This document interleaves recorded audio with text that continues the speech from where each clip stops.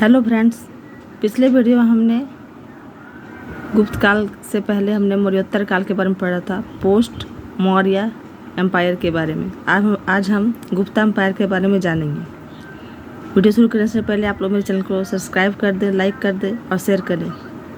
तो चलिए स्टार्ट करते हैं। सब सारे प्रीवियस ईयर क्वेश्चंस है। आप लोग को ये हमारा वीडियो कैसा लग रहा है आप कमेंट में ज़रूर बताएं। इससे हमको मोटिवेशन मिलता है और मेहनत करने का मोटिवेशन मिलता है। तो चलिए शुरू करते हैं। गुप्त संवत की स्थापना किसने की? श्री गुप्त ने। गुप्त वंश की स्थापना किसने की थी? श्री गुप्त ने। किस वंश को भारत की संस्कृति में स्वर्ण युग कहा जाता है? गुप्त काल को। गुप्त साम्राज्य का उदय किस सदी में हुआ था? 3री सदी के अंत में। गुप्त वंश का वास्तविक संस्थापक किसे माना जाता है? चंद्रगुप्त प्रथम को। अच्छा फ्रेंड्स, इससे पहले हम एक चीज़ बताते हैं। हमने साइंस का भी क्वेश्चन अपलोड किया है, तो आप चैनल पर जाके उसको देखिए। चंद्रगुप्त प्रथम, जिसे गुप्त संवत का प्रवर्तक माना जाता है, वे गुप्त संवत कब चलाया? 319 ईस्वी से 320 ईस्वी तक। समुद्रगुप्त राजगद्दी पर कब बैठा? 335 ईस्वी में। समुद्रगुप्त किस प्रकार का शासक था? आक्रमणकारी एवं साम्राज्यवादी। समुद्रगुप्त का दरबारी कवि कौन था? हरिसेन। सर्वप्रथम किसने महाराजाधिराज की उपाधि धारण की? चंद्रगुप्त प्रथम ने। भारत का नेपोलियन किसे कहा जाता है? समुद्रगुप्त को। समुद्रगुप्त के बाद राजगद्दी पर कौन बैठा? चंद्रगुप्त द्वितीय। चंद्रगुप्त द्वितीय ने अपनी पुत्री का विवाह किससे किया? वाकाटक नरेश रुद्रसेन से। चीनी यात्री फाहियान किसके समय में भारत आया था? चंद्रगुप्त द्वितीय के।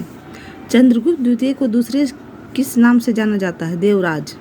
कालिदास किसके दरबार में रहते थे? चंद्रगुप्त द्वितीय के। चंद्रगुप्त द्वितीय के बाद कौन राजगद्दी पर बैठा? कुमारगुप्त। नालंदा विश्वविद्यालय की स्थापना किसने की थी? कुमारगुप्त ने। कुमारगुप्त के बाद कौन राजगद्दी पर बैठा? स्कंदगुप्त। 455 से 467 ईस्वी, 455 to 467। स्कंदगुप्त को गद्दी पर बैठते ही किसका आक्रमण का सामना करना पड़ा? हुनों का। जूनागढ़ अभिलेख में हुनों को क्या कहा गया है? म्लेच्छ। गिरनार पर्वत पर स्थित सूरदर्शन झील का पुनर्निर्माण किसने करवाया? स्कंदगुप्त ने। सूरदर्शन झील के किनारे विष्णु मंदिर का निर्माण किसने करवाया? चक्रपालित ने।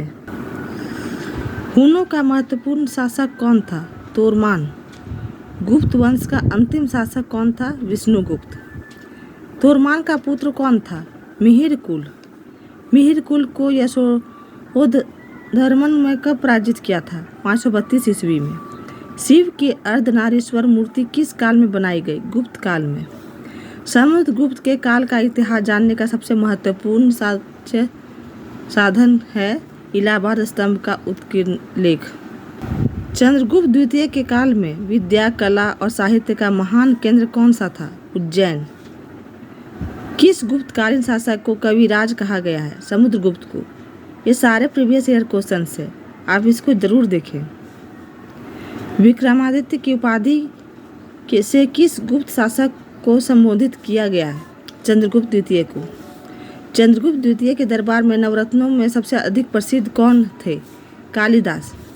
कालिदास की किस कृति की गिनती विश्व की प्रसिद्ध साहित्यिक कृतियों में होती है? मेघदूतम।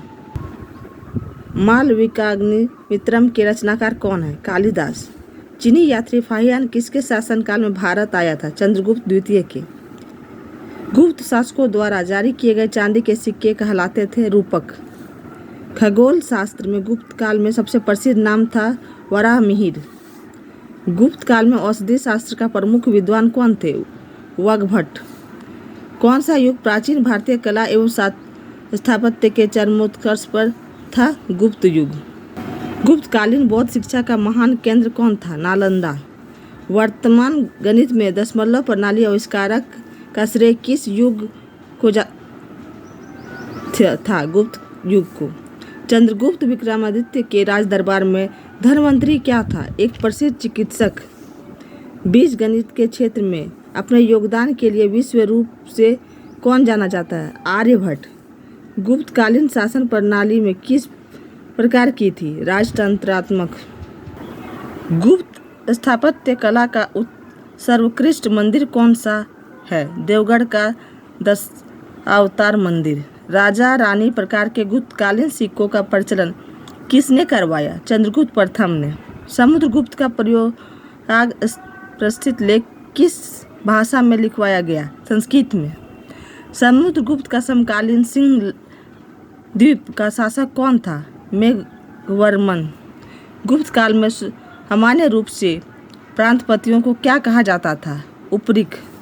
गुप्त काल में पेठ कहा जाता था अनेक ग्रामों के समूह को। गुप्तकालीन नौकरशाही को किस नाम से जाना जाता था? अमात्य। गुप्त काल में किस धातु से निर्मित सिक्के को दिनार कहा गया? स्वर्ण।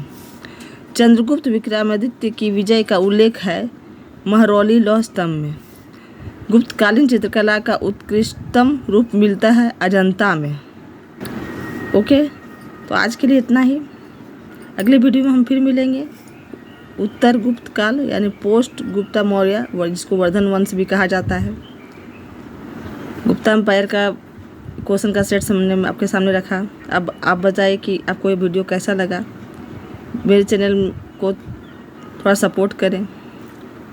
नेक्स्ट वीडियो में फिर मिलते हैं, तब तक के लिए नमस्कार।